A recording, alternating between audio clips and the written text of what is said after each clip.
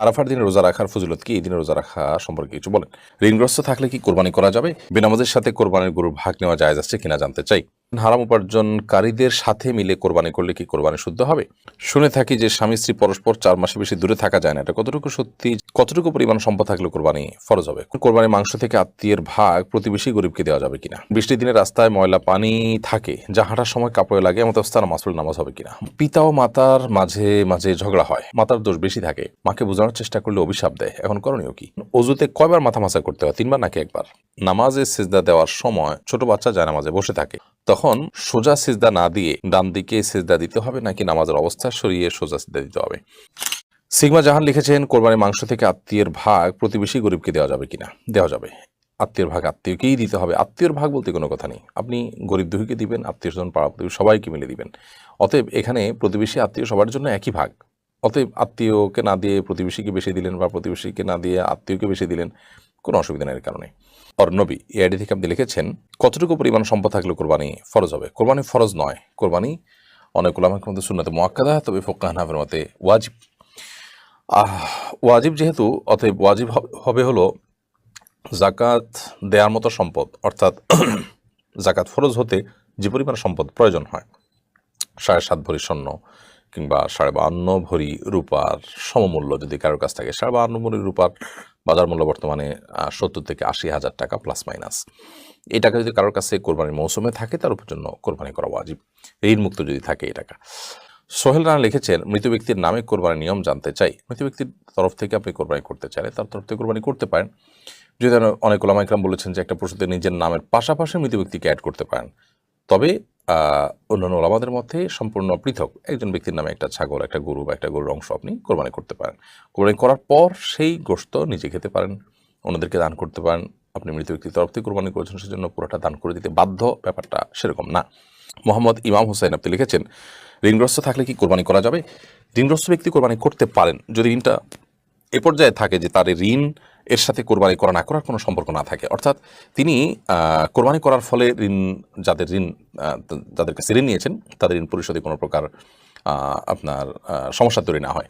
অনেক ঋণ আছে যেগুলো তিনি নির্দিষ্ট সময় নিয়েছেন, সে সময় এখনও আছে, তিনি দিবেন, এর মধ্যে তিনি ঋণ করে কোরবানি করছেন, অথবা ঋণ করে কোরবানি করেছেন, এদিকে তার ঋণ পরিশোধ করার সুযোগ আছে, সেই হিসাবে তিনি ঋণ করেছেন, তো এটা জায়েজ আছে, কোনো অসুবিধা নেই। এমন খান আপনি লিখেছেন, কোরবানির গরু এবং ছাগলের বয়স কত হতে হবে? কোরবানির গরুর বয়স 2 বছর এবং ছাগলের বয়স কমপক্ষে 1 বছর হতে হবে। সালমা রাশিদ আপনি লিখেছেন, পানিতে যদি দুর্গন্ধ থাকে তবে ওযু গোসল শুদ্ধ হবে কিনা? পানিতে যদি দুর্গন্ধ থাকে তাহলে সেক্ষেত্রে দেখতে হবে দুর্গন্ধটা কিসের। যদি নাপাকির দুর্গন্ধ থাকে তাহলে সেক্ষেত্রে সেখানে ওযু গোসল বিশুদ্ধ হবে না, আর যদি অন্য কোনো দুর্গন্ধ থাকে তাহলে সেক্ষেত্রে ওযু গোসল বিশুদ্ধ হতে পারে। জোবাইর হোসেন আপনার প্রশ্নটি হলো, আপনি লিখেছেন, বেনামাজের সাথে কোরবানির গরুর ভাগ নেওয়া জায়েজ আছে কিনা জানতে চাই। বেনামাজের সাথে কোরবানির গরুর ভাগ যথাসম্ভব আপনি নেবেন না, কারণ যিনি নামাজই পড়ছেন না তিনি কোরবানি কেন করছেন? নিশ্চয়ই গোশত খাওয়ার উদ্দেশ্যে করছেন, তার নিয়তের মধ্যে নিশ্চয়ই ভেজাল আছে। আর সম্পূর্ণরূপে সালাত ত্যাগকারী ব্যক্তি অনেক ওলামা ইকরামের মতে ইসলাম থেকেই খারিজ হয়ে যায়। সব মিলিয়ে একজন বেনামাজের সাথে কোরবানি দেওয়ার কোনো অবস্থাতেই উচিত নয়, জায়েজ নয়। বরং একজন দিনদার মুত্তাকি পরহেজগার মানুষের সাথে কোরবানি দিবেন, এবং যৌথ কোরবানি দিতে হলে একটা গরুতে কয়েকজন মানুষের কোরবানি দিতে হলে সেই ক্ষেত্রে এই বিষয়গুলো দেখে নেবেন যে লোকটা নামাজি কিনা, মুত্তাকি কিনা, গোশত খাওয়ার উদ্দেশ্যে করছেন না কোরবানি তার উদ্দেশ্য, এগুলো দেখে তারপরে কোরবানি করতে হবে। ফারজানা অপর্ণা আপনি লিখেছেন, অজুতে কয়বার মাথা মাসা করতে হয়? 3 বার নাকি 1 বার? 1 বার মাথা মাসা করতে হয়, পুরো মাথা 1 বার মাসা করলেই হবে, 3 বার নয়। হাত মুখ এগুলো পাও 3 বার করে ধুইতে হবে, কিন্তু মাথা মাসাটা 1 বার করলেই চলবে। তাহমিদ আলম চৌধুরী আপনি লিখেছেন, বৃষ্টির দিনে রাস্তায় ময়লা পানি থাকে, যা হাঁটার সময় কাপড়ে লাগে, এমন অবস্থায় মাসুল নামাজ হবে কিনা? ময়লা পানিতে যদি নাপাক, একটা হলো ময়লা এমনি খড়কুটোর পানি বা কর্দমাক্ত পানি, সেটা যদি লাগে তাহলে সেক্ষেত্রে নাপাক হবে না। তবে পরিচ্ছন্ন পোশাকে নামাজ পড়া ভালো, সেটা ভিন্ন কথা, বাট নাপাক হবে না, এই অবস্থা নামাজ পড়লে নামাজ হয়ে যাবে। ওকিয়া শাফিন কুমু এআইডি থেকে আপনি লিখেছেন, দীর্ঘমেয়াদী মানসিক চাপ ও অসুখে পড়ে মা বাবার সাথে অনেকবার অন্যায় আচরণ করে ফেলেছি, তাদের কাছে অনেকবার মাপ চেয়েছি, তারা মাফও করে দিয়েছেন, আমাকে কি কাফারা বা সাদকা দিতে হবে? আপনি মনের সান্ত্বনার জন্য কিছু, যে কোনো অ্যানি অ্যামাউন্ট আপনি দান সাদকা করে দিতে পারেন।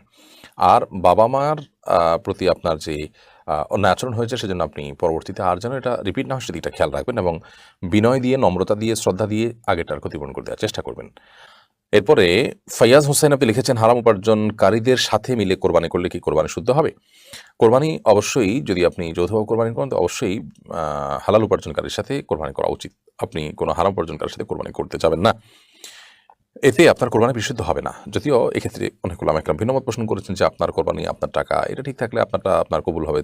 আপনার সাথে শরীক কেউ হলে তারটা ত্রুটিপূর্ণ থাকলে তারটা কবুল হবে না। কারণ কারোর পাপের বোঝা অন্য কেউকে বহন করতে হয় না।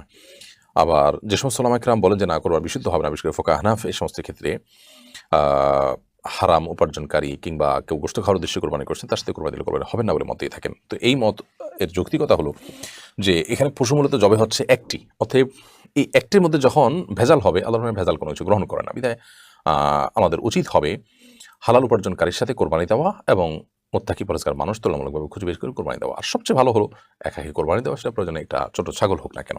মোহাম্মদ শফিকুল ইসলাম লিখেছেন দাড়ির গলার নিচের অংশ ব্লেড দিয়ে চাচা যাবে কিনা। দাড়ির গলার নিচের অংশ একদম যেগুলো গলার এখানে আসে সেগুলো বিরক্তিকর হলে সেগুলো আপনি কাটতে পারবেন। পরে এমডি আকরাম হোসেন লিখেছেন শুনে থাকি যে স্বামী স্ত্রী পরস্পর 4 মাসে বেশি দূরে থাকা যায় না, এটা কতটুকু সত্যি? যারা প্রবাসে বছরের পর বছর থাকে তাদের ক্ষেত্রে বিধান কি? 4 মাসের বেশি দূরে থাকা যায় না মানে হলো স্ত্রীর হক আদায় করা উচিত, 4 মাসের বেশি দূরে থাকা উচিত নয়। কিন্তু যদি স্বামী স্ত্রী দুজনকে নিয়ন্ত্রণ করতে পারেন, কোনো গুনাহে লিপ্ত হন, তাহলে সেক্ষেত্রে 4 মাসের বেশিও যদি দূরত্বে থাকে সেটা জায়েজ আছে। যারা প্রবাসে আছেন তারা যদি স্বামী থেকে স্ত্রী, স্ত্রী থেকে স্বামী একজন অন্যজন থেকে দূরে থাকার কারণে তাদের কোনো গুনাহে লিপ্ত হওয়ার আশঙ্কা না থাকে, নিজেকে নিয়ন্ত্রণ করতে পারেন, তাহলে সেক্ষেত্রে তারা দীর্ঘমেয়াদে কয়েক বছরও একজন অন্যজন থেকে দূরে থাকলে তাদের বৈবাহিক সম্পর্কের কোনো অসুবিধা হবে না।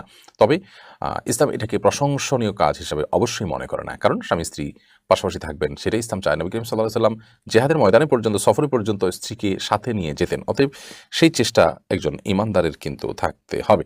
তাহারাত তান্নি আপনি লিখেছেন নামাজে সিজদা দেওয়ার সময় ছোট বাচ্চা জায়নামাজে বসে থাকে, তখন সোজা সিজদা না দিয়ে ডান দিকে সিজদা দিতে হবে নাকি নামাজের অবস্থা সরিয়ে সোজা সিজদা দিতে হবে? বাচ্চাদের একেবারে বরাবর সামনে থাকে তো আপনি একটু সরে গিয়ে ডানে কিংবা বামে সরে গিয়ে সিজদা করতে পারেন, কোনো অসুবিধা নেই, বা হালকা বাঁকা হয়ে সিজদা করলেও অসুবিধা নেই, নামাজ হয়ে যাবে।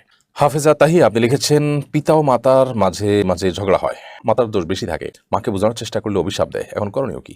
বুঝাবেন বিনয়ের সাথে, যাতে অভিশাপ না দেয়, তিনি ভুল না বুঝে নরম হয়ে সুন্দর করে বোঝাবার চেষ্টা করবেন। এরপরে যদি তিনি অভিশাপ দেন তাহলে সেক্ষেত্রে সেটা আপনার কোনো ক্ষতি করবে না, এবং এক্ষেত্রে তার মনে কষ্ট হলে আপনি নিজে না বুঝে অন্য কাউকে দিয়ে বোঝানোর চেষ্টা করবেন।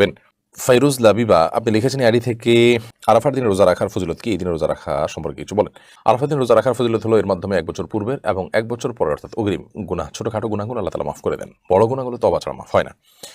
আর এই আরাফাতের রোজা এটা আমাদের রাখার চেষ্টা করা উচিত যথাসম্ভব জিলহজের 9 তারিখে পৃথিবীর যে প্রান্তে অবস্থান করছেন সেখানকার 9 তারিখে আপনি এই রোজা রাখবেন।